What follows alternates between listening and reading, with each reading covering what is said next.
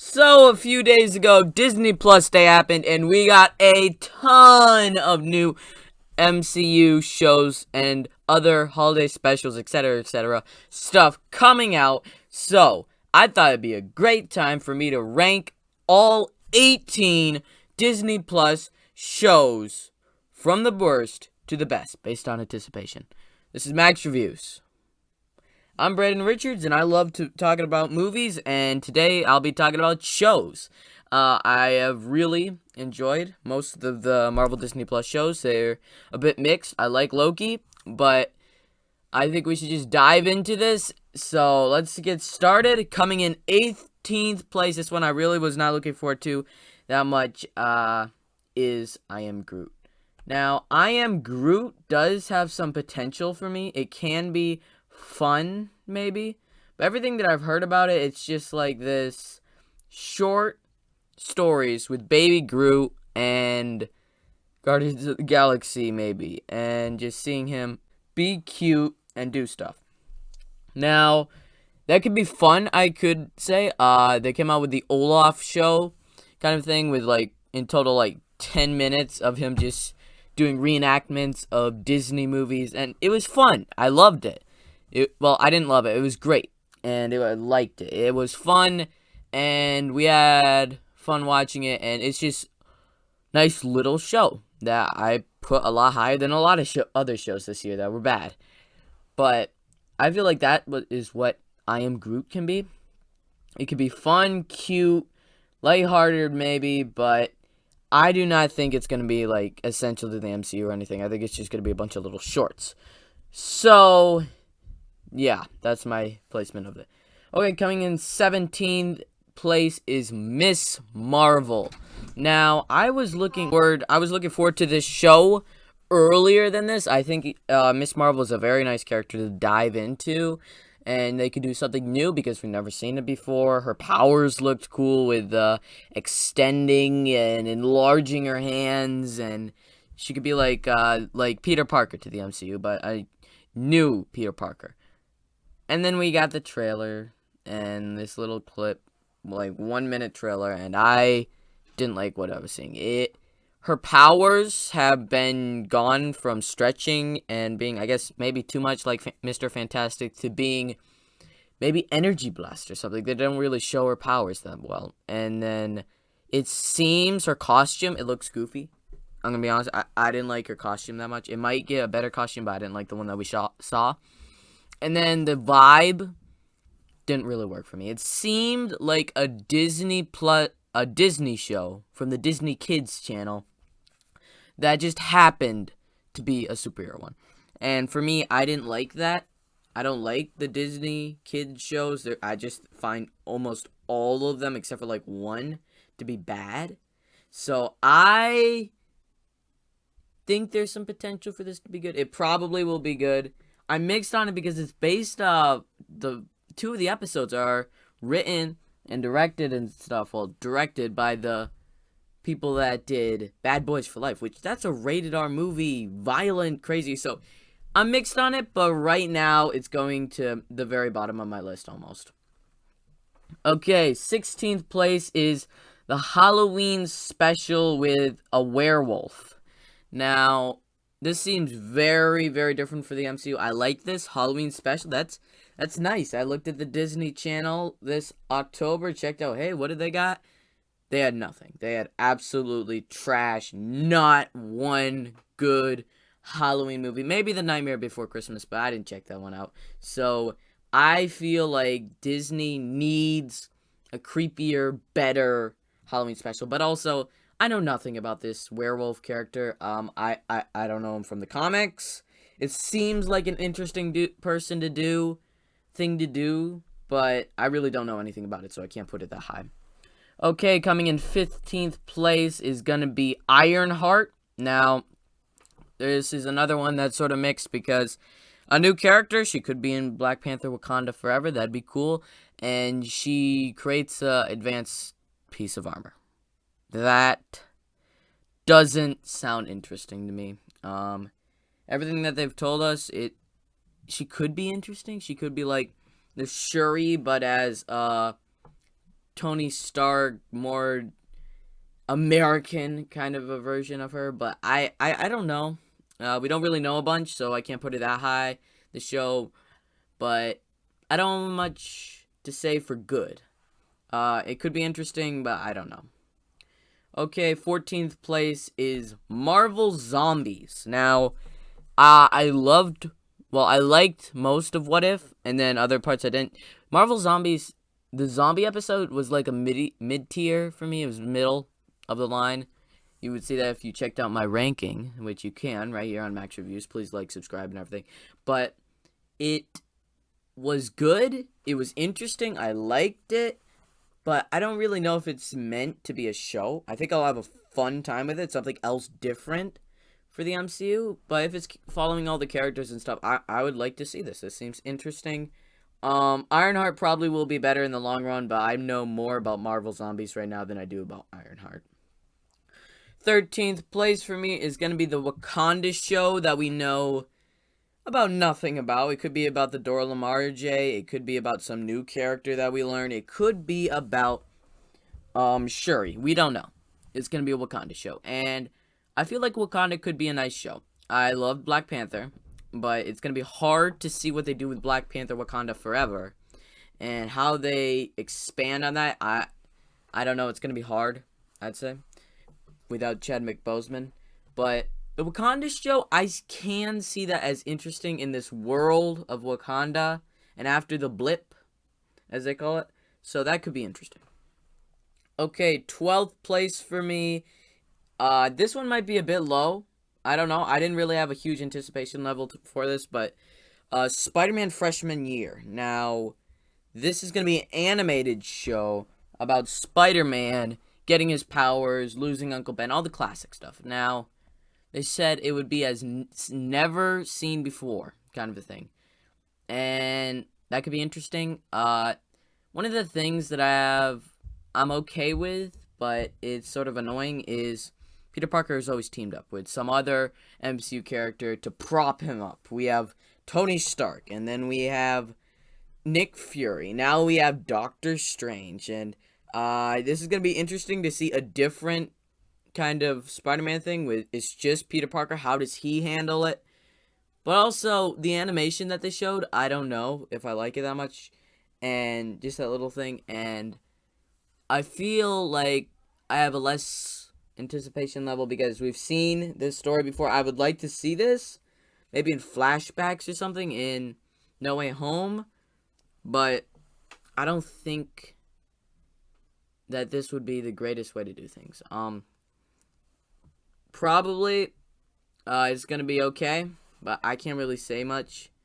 I am looking forward to it, though. It's going to be interesting. Okay, 11th place. This might be a bit high also, but Echo. So, Echo, for me, she seems like a very interesting character to put into the MCU.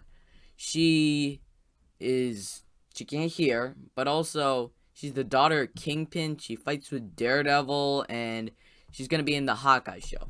And for me, that seems super interesting. She seems like a very good character. We don't know anything about her show. We haven't even seen her in Hawkeye yet, so she can't go super high on this list. But I am looking forward to it. I love the Daredevil show, and she seems like a character that would be very cool and it could be personal, I would say, for the MCU. And not saying that they haven't done personal before, but this seems like it could add more emotional depth to it. Okay, 10th place, this is also, I think this is going to be low, but X-Men 97. For me, the X-Men show, I'm going to be 100% honest with you guys, I've seen 2 episodes of the show. I just watched them, like, the day after when I learned, like, oh, there's going to be an X-Men 97 show, what is that? I didn't know that this show existed, the X-Men animated series, until they announced that this was coming out. So I do not have as much hype as most people would, but I watched the episodes and they seem good. And I'm going to watch the entire seasons and show and everything before this show comes out, but here's my problem with that. I feel like the animation might be better and stuff in the new Disney thing, but I don't know if it'll have enough heart. So I'm concerned about this show, but I don't really but it looks good. It looks like something that would be great to see. I'm gonna look forward to watching all the episodes. And the X-Men, I like the movies. Some are good, some are bad, but they weren't classic, and I could see this as the iconic classic version. And it'd be interesting to see how they do in the MCU, how they combine all this. So I'm looking forward to that. 9th place is going to be What If Season 2. Now, I liked What If. It was like, I think in my ranking before I had the YouTube, it was 4th most anticipated show back when they announced last year what was coming out. And I liked it even more than I thought I would. Sure, it had some bad episodes, but I really love the high highs. And I'm thinking we could see the consequences of what the Watcher did and other Watchers maybe. And it could show how emotional and big this show can be. So I'm really looking forward to it. Some criticisms could be that it might not live up to the first season, and it might just have less good episodes, and it might not be able to tie it all together. I have some faith in Kevin Feige and everybody doing that it will turn out good. Okay, 8th place. This one has definitely moved up more and more on my list, but She-Hulk.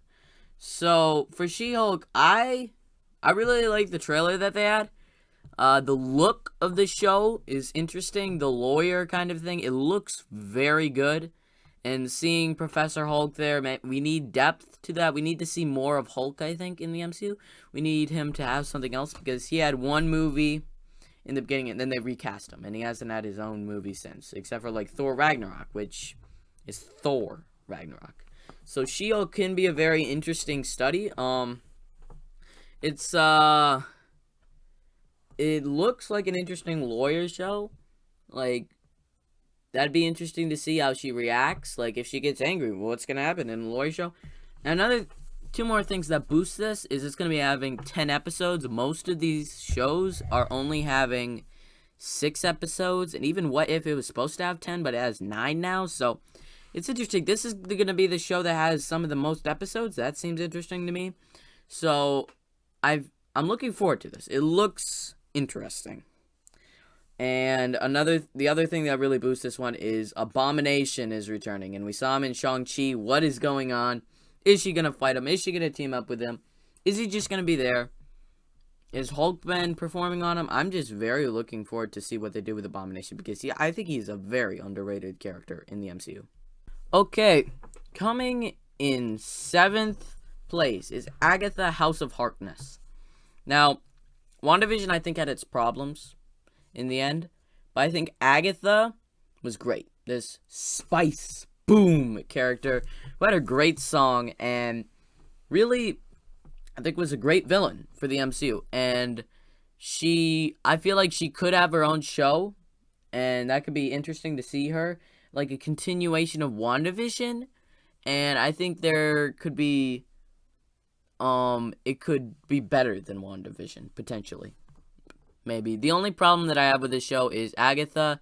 She doesn't seem like a main character to me. She's a great character. Yes, I love the character, but I don't think she's a main character. She's like R2-D2 and C-3PO. They're great side characters. You remember them. They're great. But are they main characters? No, because they have that craziness to them that it just doesn't seem like they should be a main character. Maybe a side character, but not a main character. And since Agatha is going to be in Doctor Strange Multi-Universe of Madness, that boosts her up even more because we're going to be seeing a lot of Agatha in the MCU in the future. And she could be behind a lot of the magical stuff with Doctor Strange and No Way Home. She could have big stuff to do in Multi-Universe of Madness. Probably not, but maybe.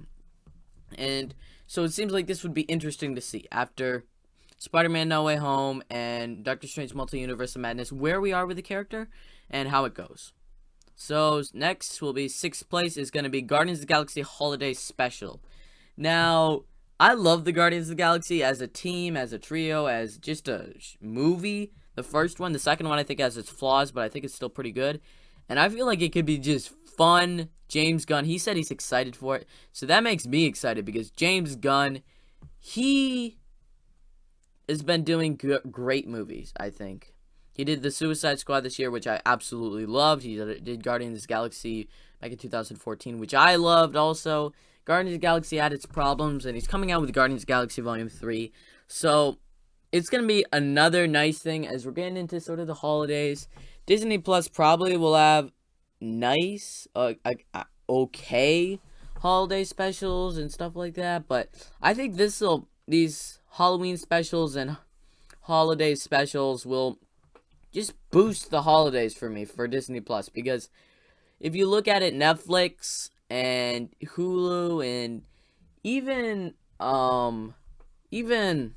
just Netflix, I guess, has really good holiday things that get, like, Love Hard, the movie that came out, and The Conjuring for around Halloween. They have the right kind of movies to watch and shows and stuff for that sort of time. And Disney Plus, they have the kiddie, not so great version of that. So I think these could boost that up for Disney Plus as a whole. Okay, breaking our top 5 is going to be Hawkeye. Now, this is the one that's coming out in just, I'd say from today, like a week or so. And I'm looking forward to it because it seems more like a street level, kind of more affordable show for the MCU. It looks like it could have good emotions. I'm loving what I'm seeing from the girl Hawkeye version, whatever, in the show. We've seen the most footage from it, and it looks like just a fun holiday thing to watch over the holidays. Another thing boosting Disney Plus up for the holidays. And it's going to be fun, I can tell. I hope that we get something from Wilson Fisk, Kingpin. That would be so amazing. But I'm fine with it just standing on its own. Well, not really, because we're going to have Yelena in it. We're going to have Echo in it. We're going to have Katie's character's mom in it. And we're just going to have a lot of characters in it, a lot to do. And I've heard the reviews. I haven't seen it personally, but the reviews sound amazing. So I am looking forward to this show so much. Okay, 4th place is going to be Armor Wars. Now, we didn't get, like, any announcements or anything for this show. We still know just Rodney is returning to take care of Tony Stark's armor, and keeping it out of the wrong hands. I am really looking forward to this because Rodney, he needs his own thing. He's been there since Iron Man, and he hasn't gotten his own movie. He hasn't really gotten a standout thing. Tony Stark is always in the lead, but now he's gone. He could have his own show, and we could actually feel the impact of him losing his legs, and feel the impact of Tony Stark being dead in his armor, and what consequence that could have. If they bring back Sonny Burch, Justin Hammer, I would love that. That'd be so great to see Justin Hammer come back and just be like rising to power as Tony Stark falls, and seeing Rodney battle him for the armor. That would be so amazing, especially with nanotech now in the picture. It's going to be a very interesting show. Okay, before we get into my top 3, please like, subscribe, comment. I would love to have 10 subscribers before the end of the month. If you even watch this long, just thank you so much. Okay, top 3. 3rd place is going to be Loki Season 2. Now, I loved Loki. Favorite MCU show so far. Last year, it was my most anticipated, and it did not disappoint.